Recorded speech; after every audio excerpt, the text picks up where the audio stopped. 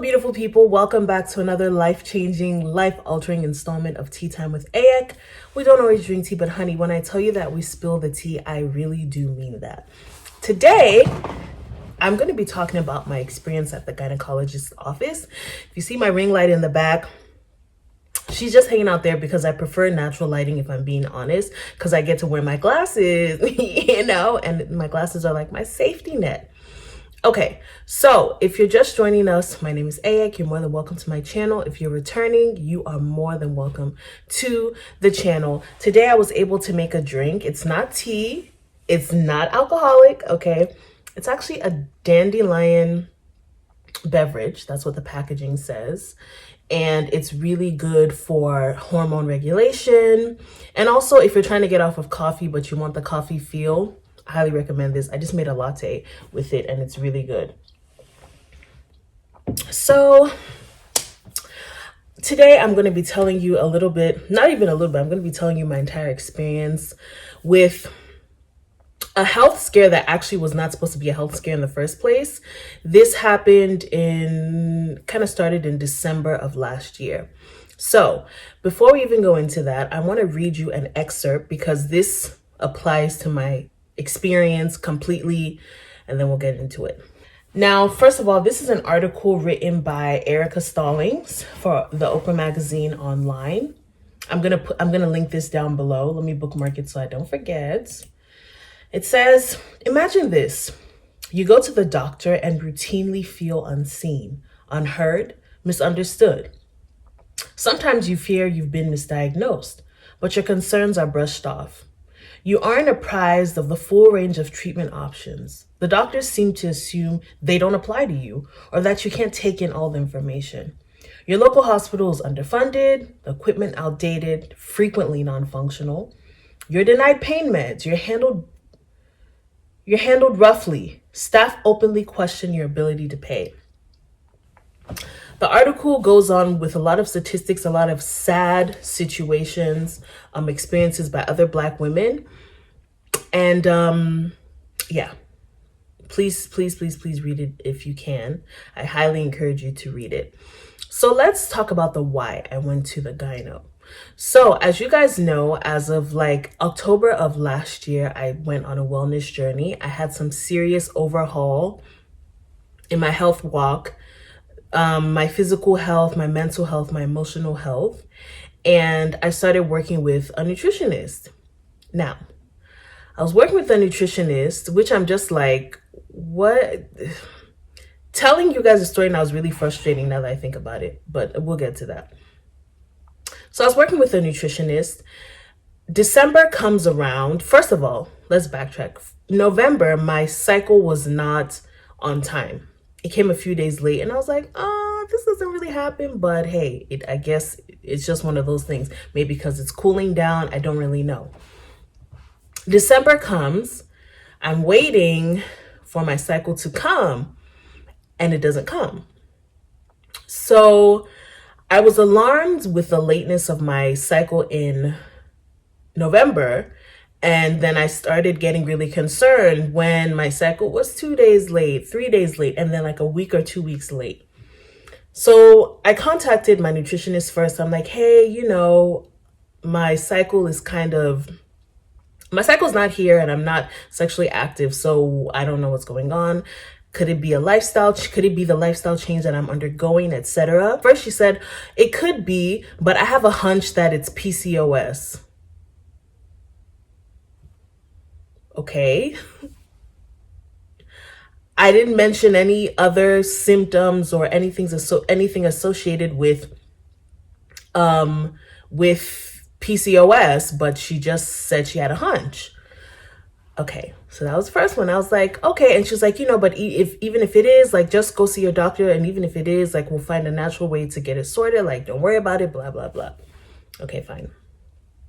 So I go to my primary care physician. I was going to naturopath, but I had to go to primary care physician for this particular situation because I couldn't get an appointment. Long story short, I go to the primary care physician. Actually, she's a nurse practitioner. So primary care nurse practitioner. And we're talking, well, I'm kind of, talking about my experience. And she's like, so I was like, I used to go to a naturopath. And she's like, okay, a wellness doctor. So there was already shade there. She already came in with the energy like, listen, I don't know who you've been going to, but they don't know what they're talking about. Okay, fine.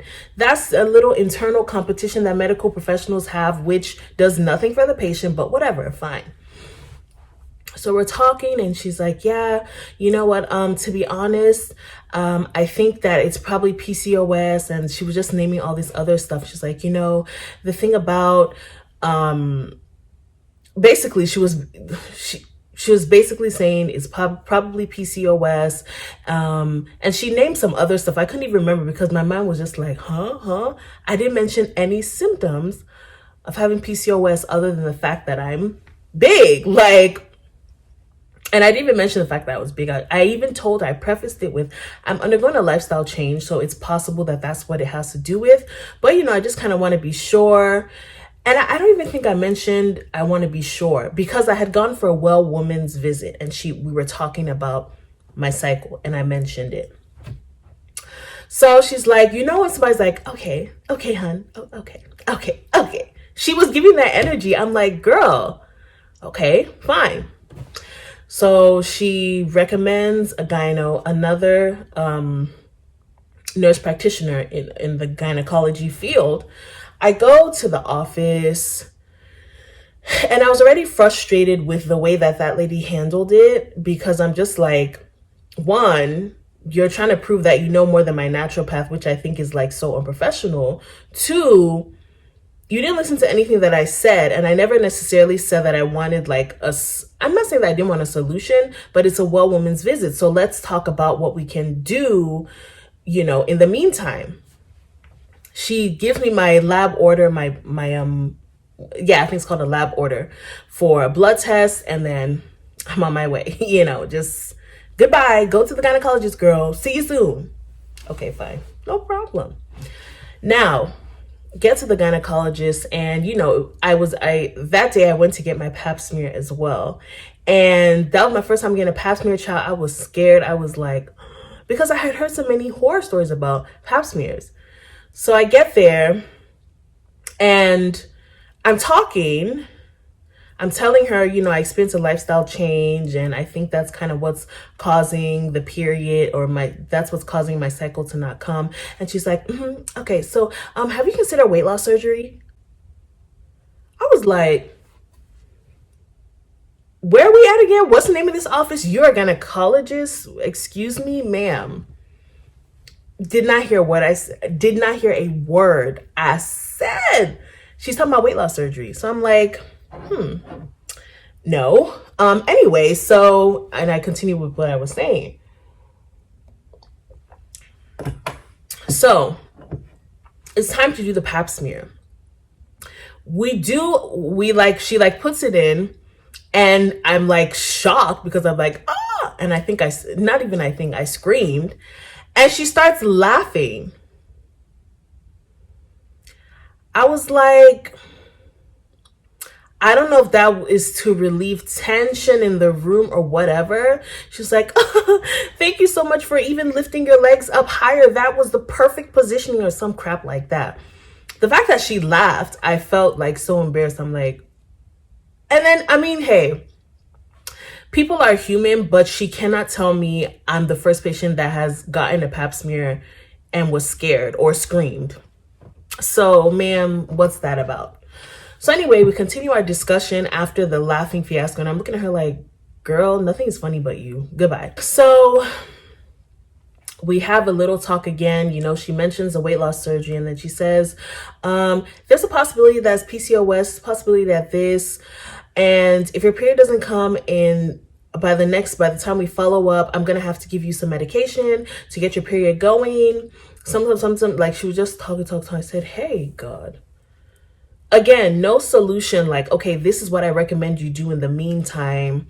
Consider doing this, consider doing that, consider eating more of this or eating more of that. If you can recommend weight loss surgery to me because you saw that I'm fat, then you can make some recommendations to get this thing going. If you believe it's because of my weight that is causing my cycle to not show up.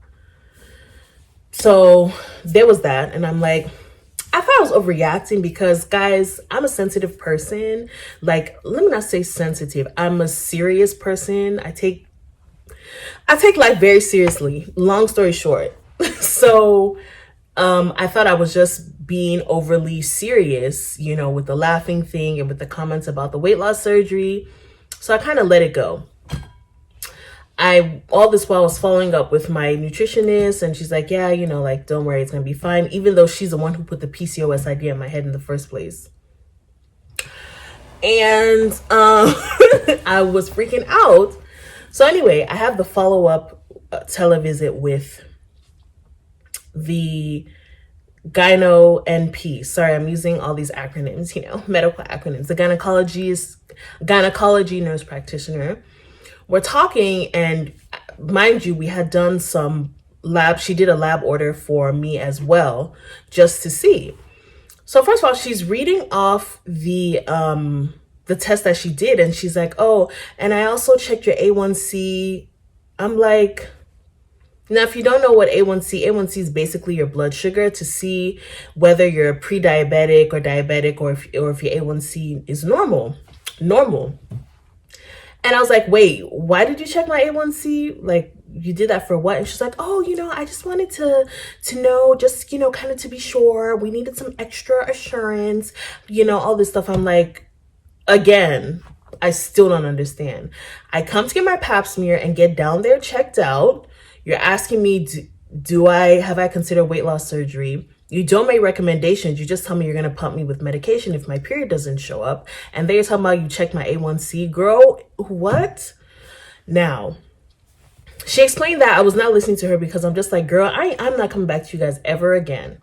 Ever again. And then she ends our session with, did you get a magical period? And she did not say, did your period magically show up? She said, did you somehow get a magical period?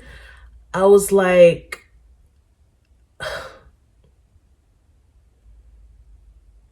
first of all, yes, my cycle came. Glory be to God. Second of all, magical. Like, it was so sarcastic and just unnecessary.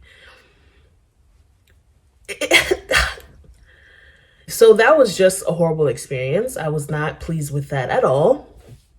The primary nurse practitioner who even referred me didn't follow up, didn't say, hey, how did everything go? She had her assistant call me and give me the test results and was like, okay, bye. So this is the truth. The practitioners in this situation were all of color. Some were Black, some were biracial. So it's kind of frustrating because I'm like, are you taught this when you go to school to like be desensitized to certain demographics, even though you're part of the demographic? I really don't know. It was really, really, really frustrating. And I understand that these people are running a business. When you're a nurse practitioner and you're running tests, you're going to get money from insurance. When you're doing pap smears, you're going to get money from insurance. When you're a gyno and you're doing different tests, you're going to get money. I get that it's a business, but at least pretend that you care about the well-being of your patient. Thinking about automatically pumping them with medication, making sarcastic jokes, laughing at the patient.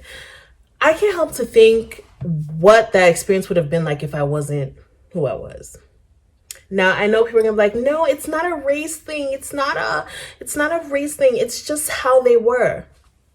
I just read you an excerpt, and there are statistics all over the internet clearly stating that we are, as Black women, not taken seriously. Our voice is not being heard. And when we're expressing pain, it's funny. And I get that she was laughing at, I still don't understand what made that funny. I was still in pain. And then you're asking me, did a magical period show up?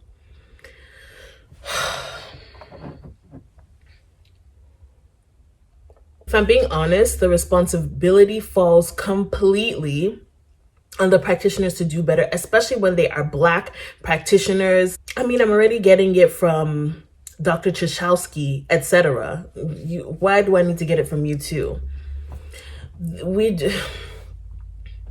Y'all need to do better. That is what I will say. That was my not so good experience at the gynecologist. And I found out later that she's a nurse practitioner, but the entire practice is actually run by a Nigerian person, an Igbo woman. So I'm like, you just be letting your nurse practitioners and people do whatever, girl. Thank God I'm perfectly fine. And what I had suspected, and even my mom and my sister had suspected, it was the lifestyle change that made my system go like, huh? You been eating cookies and cake every day. What's going on now? What's a vegetable? So my body was kind of in shock. Like, what are you doing, ma'am? So I'm good now, thank God, and I'll remain good in Jesus' name.